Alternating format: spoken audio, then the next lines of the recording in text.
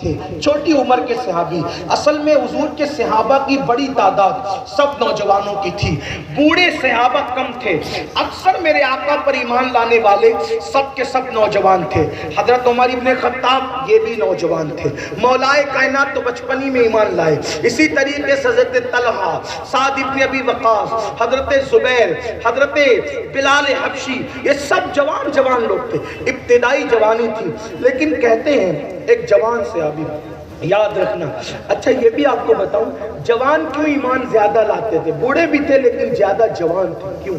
اس لیے کہ جوانوں کو عشق کا جنون زیادہ ہوتا ہے، جوانوں میں عشق کا جذبہ زیادہ ہوتا ہے، اور ایمان کا تعلق عشق سے تھا تو جوانوں نے زیادہ اسلام قبول کیا. سعد ابن ابی وقاص کہتے ہیں جب میں بدر کی جنگ میں حضور کے ساتھ شریک ہوا، احد کی جنگ میں میں حضور کے ساتھ شریک ہوا تو میری داڑھی کے بال بھی ابھی نکلے نہیں تھے، اور میں نے حضور علیہ الصلوۃ والتسلیم کے ساتھ جو ہے کافروں سے جنگ کی تھی، حضور کے ساتھ مل کر کے. اللہ اکبر، یہ حالت تھی. وہ سب کے سب جوان تھے.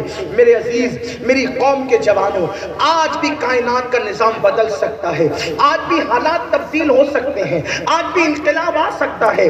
بات اتنی ہے کہ ہمیں عشق کرنا ہے. نمبر ایک، حضور کی زندگی پڑھنا ہوگی، حضور کی زندگی پڑھنا ہوگی. آقا کی زندگی پڑھیے، سیرت النبی پڑھیے. اگر بہت تفصیل میں پڑھنا ہے ضیاء النبی اٹھا کے پڑھ لو. شارٹ میں پڑھنا ہے سیرت مصطفیٰ عبد المصطفیٰ اعظمی صاحب کی پڑھ لو. گلدستہ سیرت، ہمارے امیر، ہمارے قائد نے یہ کتاب لکھی ہے.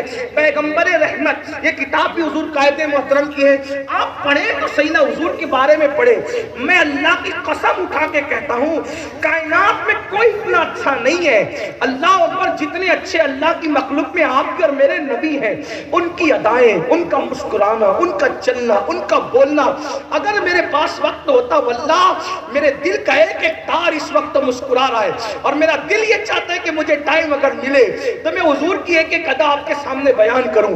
میرے عزیز، وہ اتنے خوبصورت اور حسین تھے کہ ان کی داڑھی شریف ان کے سینے کو گھیرے ہوئے تھی، اور ایسا چمکدار گول چہرہ تھا، یوں لگتا تھا جیسے کسی نے سونے کی ریحل پر اللہ اکبر چاندی کا قرآن رکھ دیا ہو.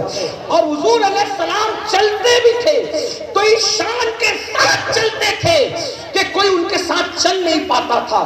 میرے آقا نارمل چلتے تھے تو صحابہ کو دوڑنا پڑتا تھا.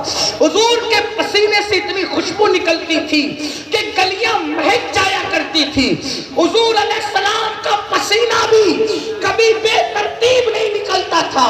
اللہ کے رسول باتیں کرتے تو ایسا لگتا تھا جیسے موتیاں جھڑ رہی ہو، جیسے گلاب کی پتیاں جھڑ رہی ہو. میرے آقا مسکراتے تھے، ان جیسا کوئی مسکرا نہیں سکتا تھا.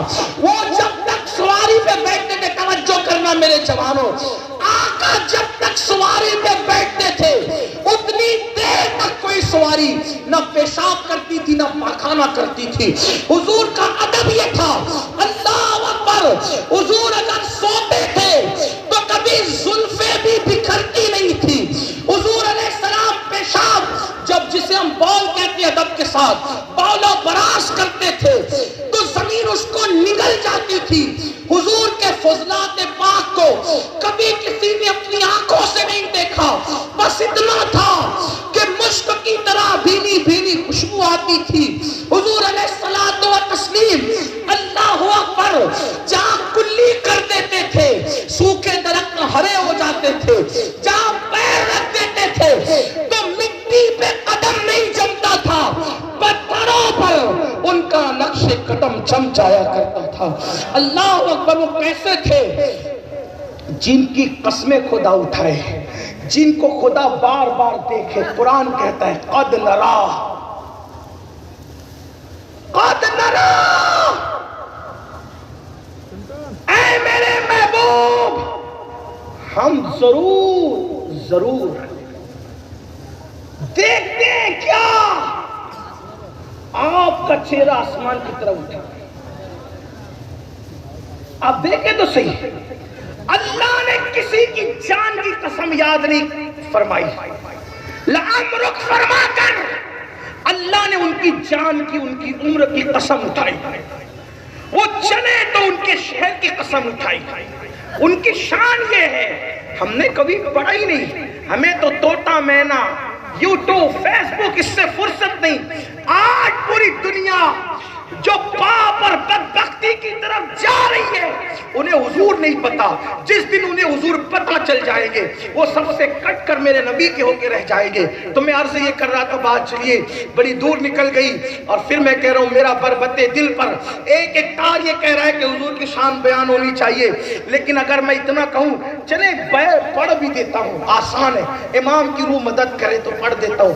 حضور کا ایک ایک عضو پڑھ دوں اگر آپ کی توجہ ہو تو. دیکھو میرے امام کہتے ہیں جس کے ماتھے شفاعت کا صحرا رہا اس جبینے